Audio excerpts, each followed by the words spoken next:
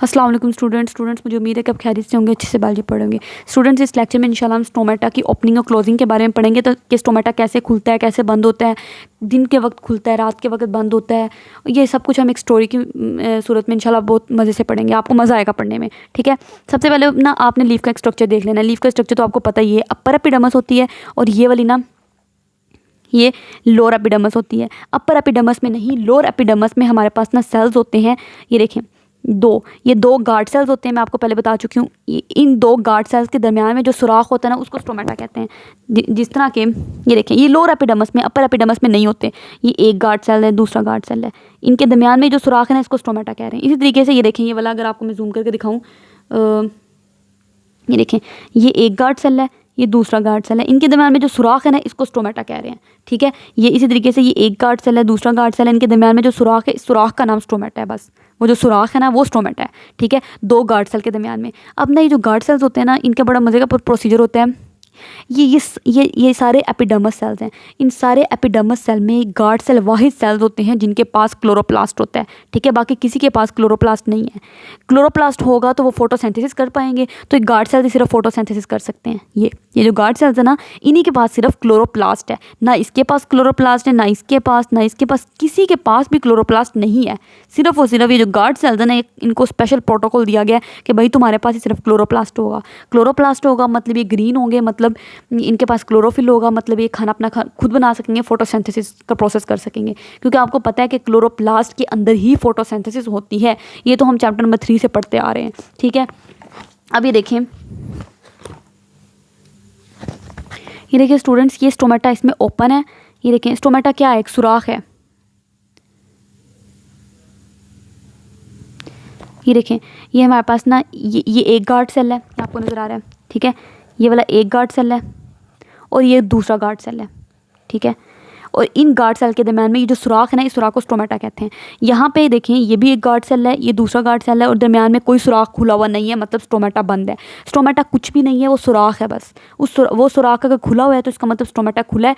वो सुराख है ही नहीं, देखो बंद हो गया, इसका मतलब स्टोमेटा बंद हो गया, ठीक है। ये देखें, क्लोज स्टोमेटा, ओपन स्टोमेटा। अब ये स्टोमेटा दिन के वक्त खुलते हैं। क्यों खुलते हैं? क्योंकि देखें, दिन के वक्त क्या होता है कि ना, ये हमारे पास गार्ड सेल्स है ना, गार्ड सेल्स के साइडों पे एपिडर्मिस सेल्स होते हैं, जैसा कि आपने देखा। दोबारा अगर मैं आपको दिखाऊं, ये गार्ड सेल्स के साइडों पे एपिडर्मिस सेल है, ये एपिडर्मिस सेल, ये एपिडर्मिस सेल। अब जब दिन का टाइम होता है ना, तो ये इन एपिडर्मिस सेल से पोटाशियम आयन जो होते हैं ना, वो इन गार्ड सेल के अंदर आना शुरू हो जाते हैं दिन के वक्त, ठीक है। ये एपिडर्मिस सेल है, एपिडर्मिस सेल से पोटाशियम आयन्स निकलते हैं। वो पोटाशियम आयन कहते हैं कि हम अपने दोस्त के घर जा रहे हैं, दोस्त मतलब गार्ड सेल के घर जा रहे हैं।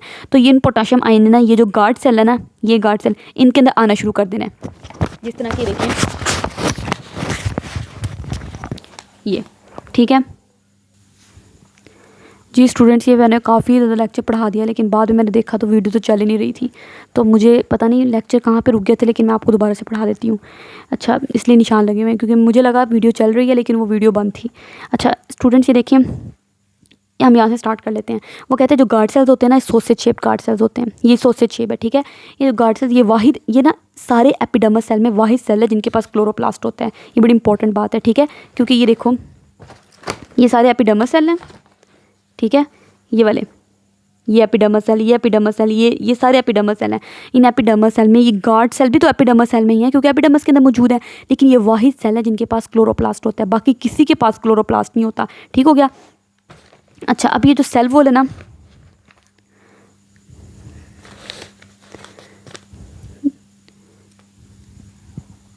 देखें, वो कह रहा है कि this cell wall is thicker on the inside. अभी जो गार्ड, ये ना गार्ड सेल हैं। कुछ बॉडीगार्ड आपने देखे होंगे, ऐसे होते हैं कि बाहर से बड़े कमज़ोर से होते हैं, लेकिन वो उनको बॉडीगार्ड इसलिए रखा होता है क्योंकि वो अंदर से मजबूत होते हैं, अंदरूनी तौर पर, ठीक है।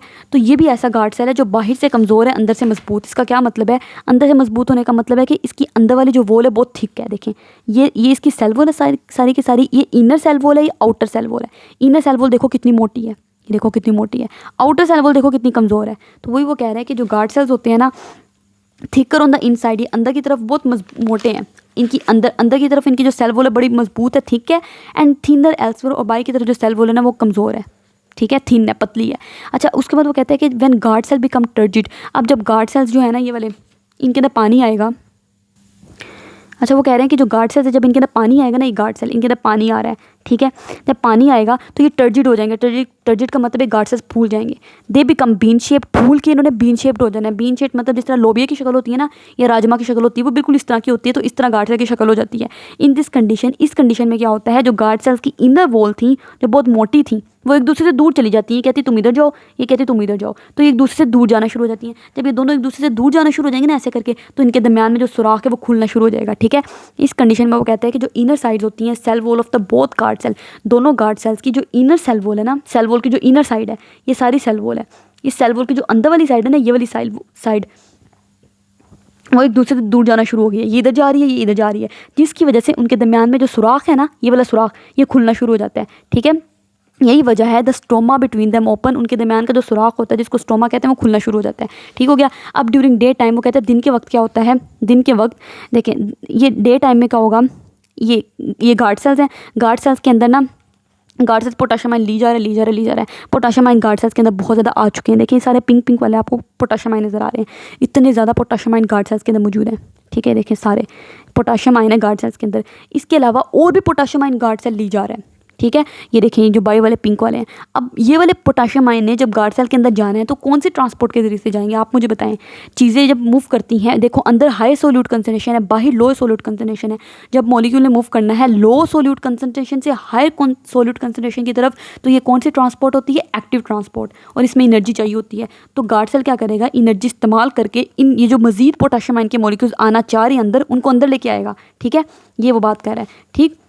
अब जब पोटाशियम आयन अंदर की तरफ आएंगे ना मजीद, तो अंदर पोटाशियम आयन की तादाद और ज़्यादा हो गई है, तो पानी देखेगा इर्द गिर्द में। आपको पता है गार्ड सेल मजीद एपिडर्मल सेल पड़े हुए हैं।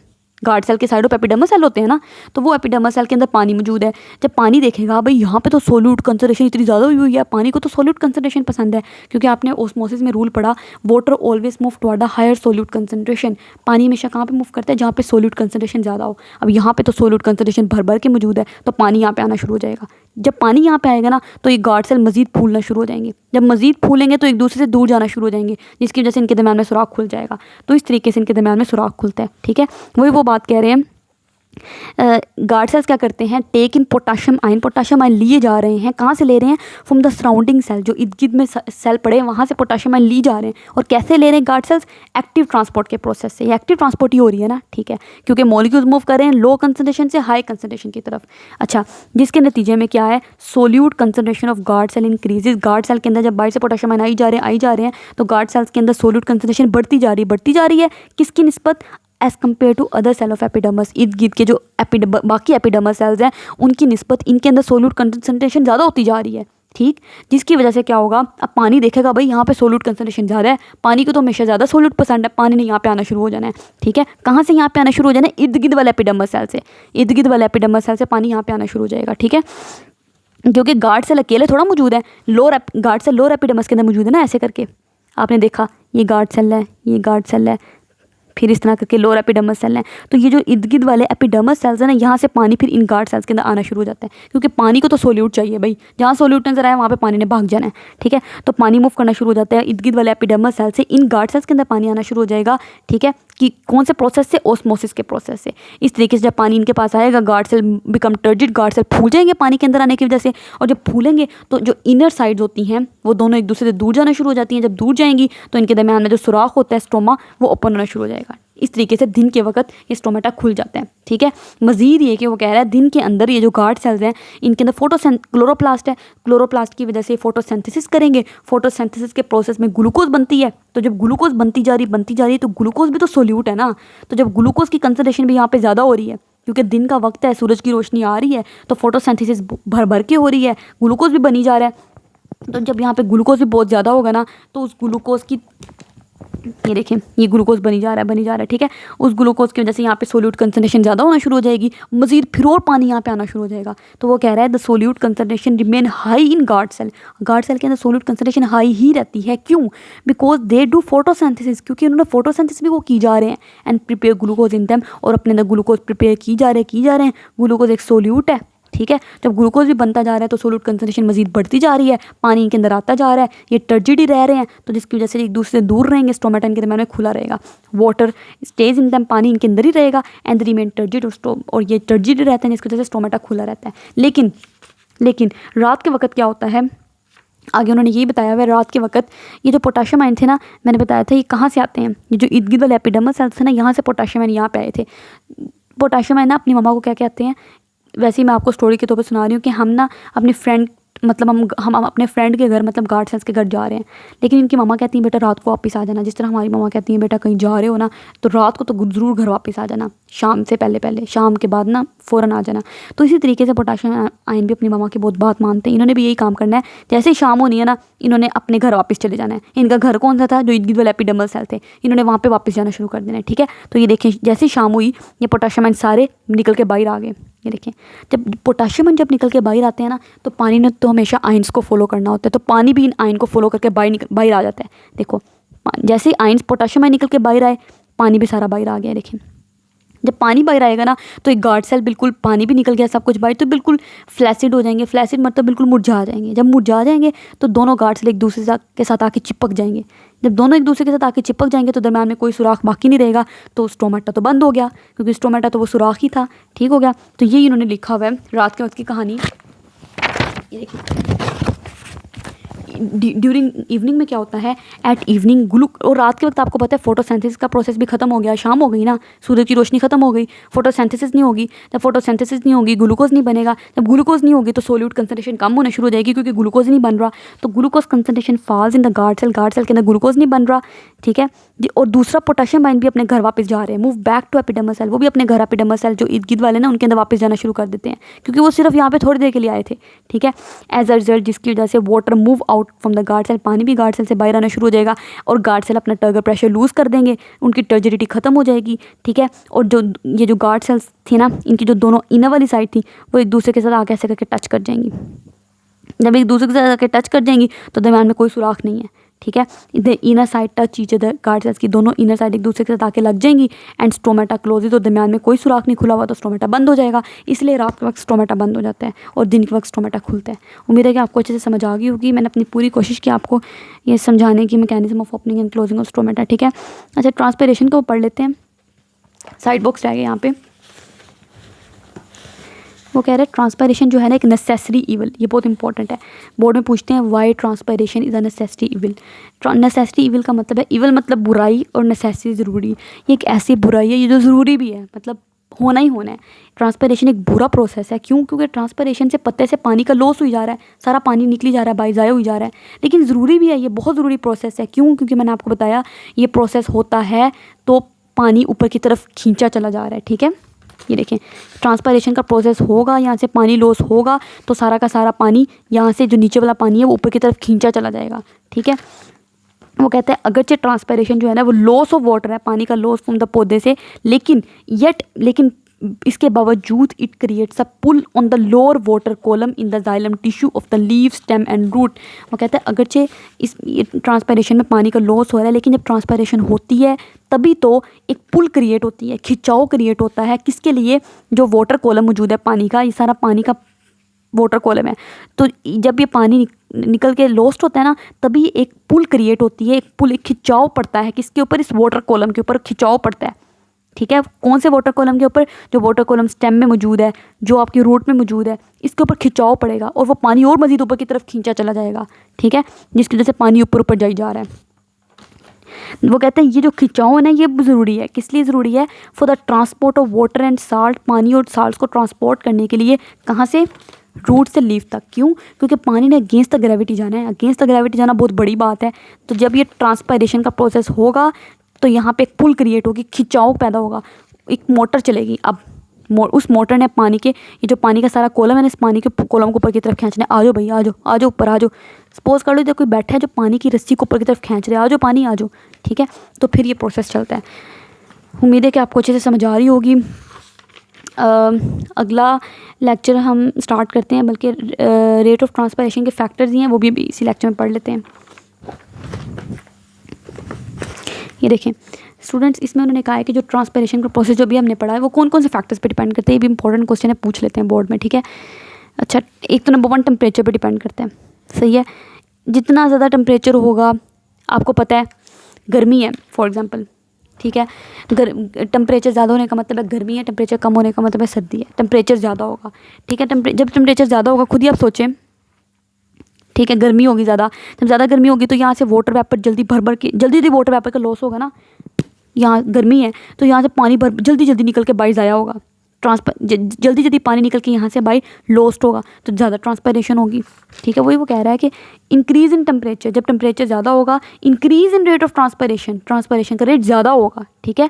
क्यों? क्योंकि हाई टेम्परेचर पे क्या होता है, जब ज़्यादा टेम्परेचर होता है, ज़्यादा गर्मी होती है, वाटर इवेपोरेट्स मोर क्विकली, पानी जल्दी, ओहो नज़र ही नहीं आ रहा, जो पानी होता है ना वो जल्दी इवेपोरेट करता है। पानी जब ज़्यादा टेम्परेचर होता है, ज़्यादा गर्मी होती है, तो पानी जल्दी इवेपोरेट करता है, ज़्यादा जल्दी आब बुखारात की सूरत में उड़ के बाहर निकलता है, ठीक है।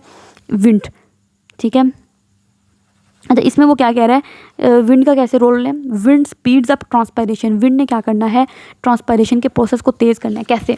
देखो, जब हवा, विंड ना मूविंग एयर को कहते हैं, moving air is called wind. जब हवा चल रही होती है, जो हवा साकन होती है ना उसको नहीं कहते, चलती हुई हवा को कहते हैं। अब जब हवा चल रही होगी, जाहिर सी बात है, तो चलती हुई हवा क्या करेगी, यहाँ पे जो पानी के मॉलिक्यूल्स हैं उनको बाहर की तरफ खींचेगी, ठीक है। ज़्यादा पानी के मॉलिक्यूल्स बाहर की तरफ आएंगे, ज़्यादा ट्रांसपैरेशन होगी, ठीक है। तो वही बात है, पानी क्या करती है, ट्रांसपैरेशन के प्रोसेस को स्पीड अप करती है, तेज़ करती है। कैसे?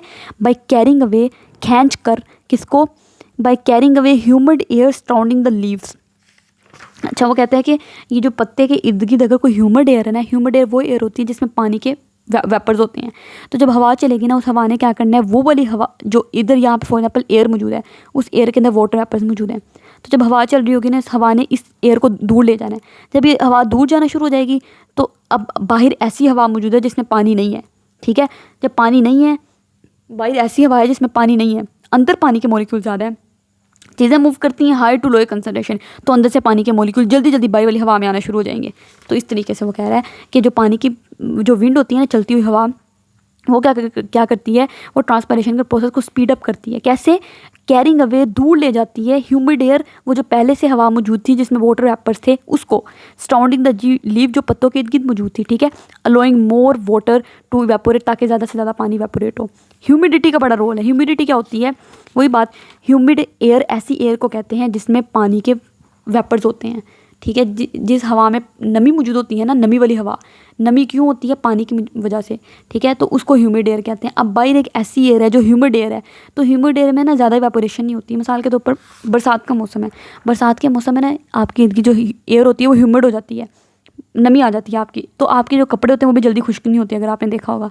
यही अगर गर्मियों का मौसम हो ना, तो गर्मियों के मौसम में क्या होता है कि इर्द गिर्द ना बहुत ड्राई एयर होती है, बहुत खुश्की वाली हवा, ठीक है, जिसकी वजह से आपको बहुत जल्दी आपके कपड़े सूखते हैं।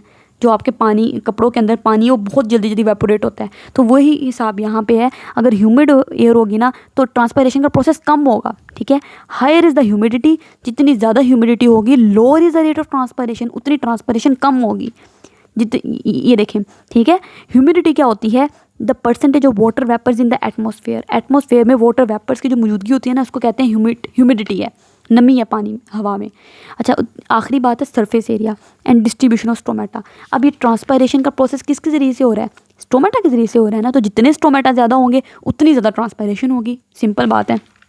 तो वही वो कह रहा है, एक ऐसा पत्ता जिसमें मोर सरफेस एरिया है, जब पत्ता ज़्यादा, फॉर एग्जाम्पल इतना सा पत्ता है और एक इतना बड़ा पत्ता है, ठीक है, तो इतने से पत्ते में स्टोमेटा थोड़े होंगे, इसमें ज़्यादा स्टोमेटा होंगे। तो वही बात है, जो ऐसा लीव जिसमें सरफेस एरिया ज़्यादा है तो वो ज़्यादा ट्रांसपैरेशन करेगा। क्यों? क्योंकि उसमें स्टोमेटा ज़्यादा है, ठीक है, सही है। क्यों? वो कह रहा है इन मोस्ट प्लांट्स, ज़्यादातर प्लांट्स में नंबर ऑफ स्टोमेटा जो होते हैं वो लोअर सरफेस में ग्रेटर होते हैं than on the upper surface. हमेशा अपर सरफेस की निस्बत लोअर सरफेस में स्टोमेटा ज़्यादा होते हैं, अपर सरफेस में तो स्टोमेटा होते ही नहीं है, बहुत कम, ठीक है। तो वो कह रहा है कि इसलिए रेट ऑफ ट्रांसपैरेशन जो होता है हमेशा फ्रॉम द लोअर सरफेस, नीचे से ज़्यादा हो रहा होता है, is greater than from the upper surface. जो लोअर सरफेस है वहाँ पे रेट ऑफ ट्रांसपैरेशन ज़्यादा है। क्यों? क्योंकि वहाँ पे स्टोमेटा ज़्यादा है। अपर सरफेस पे ट्रांसपैरेशन कम है। क्यों? क्योंकि वहाँ पे स्टोमेटा ही नहीं है, बहुत थोड़े हैं, ठीक है। तो इस तरीके से 4 फैक्टर्स हैं जो रेट ऑफ ट्रांसपैरेशन को अफेक्ट करते हैं। टेम्परेचर ज़्यादा होगा, ट्रांसपैरेशन ज़्यादा होगी। विंड ज़्यादा होगी, ट्रांसपायरेशन ज़्यादा होगी। ह्यूमिडिटी ज़्यादा होगी, ट्रांसपायरेशन कम होगी, ये बात याद रखनी है। सरफेस एरिया ज़्यादा होगा, ट्रांसपायरेशन ज़्यादा होगी। स्टोमेटा की डिस्ट्रीब्यूशन ज़्यादा होगी, ट्रांसपायरेशन ज़्यादा होगी। ठीक है, बस ये इतनी सी बात है। उम्मीद है कि आपको अच्छे से समझ आ रही होगी। इंशाल्लाह अगले लेक्चर में हम transport of water, transport of food को डिटेल में डिस्कस करेंगे, जो कि बहुत इंपॉर्टेंट लॉन्ग क्वेश्चन है। ज़्यादातर वही पूछते हैं कि ट्रांसपोर्ट ऑफ वाटर लॉन्ग में, और ट्रांसपोर्ट ऑफ वाटर बताएं कैसे होती है, और ट्रांसपोर्ट ऑफ फूड कैसे होती है। तो ये 2 थ्योरीज हैं, ये हम इंशाल्लाह अगले लेक्चर में डिटेल में पढ़ेंगे। उम्मीद है कि आपको अच्छे से समझ आ रही होगी। काइंडली हमारे चैनल को सब्सक्राइब कर दें, फ्रेंड के साथ शेयर करें, लाइक कर दें। अल्लाह हाफिज़।